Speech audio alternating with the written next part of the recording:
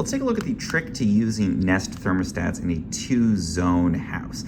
So I've got an older house, it was built in the 80s, and it has a special divider in the HVAC system where there's two zones, one for upstairs, one for downstairs. They have separate thermostats.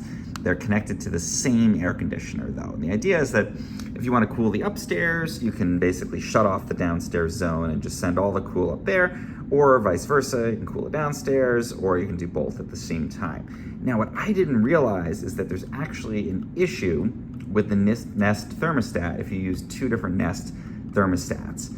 And so you might think that you're using the zones in your house, and you might actually not be using them at all. You might be trying to cool the whole house at the same time, which isn't gonna work that great in a bigger house, especially an older house like mine. And I did this for years. I couldn't figure out why.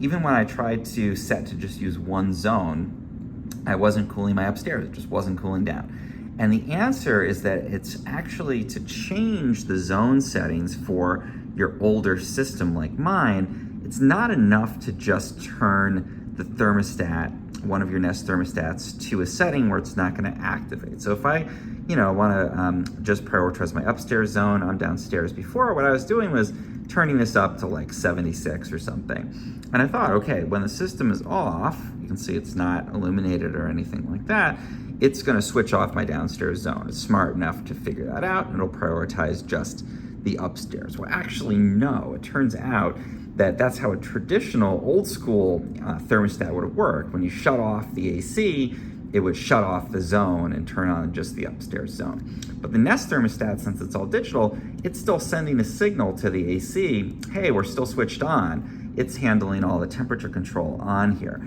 And so even though it's not cooling and it seems to be off, it's actually still gonna keep my downstairs zone on, and I'm not gonna get a lot of cooling power to my upstairs. So here's the trick, here's the way that you solve this.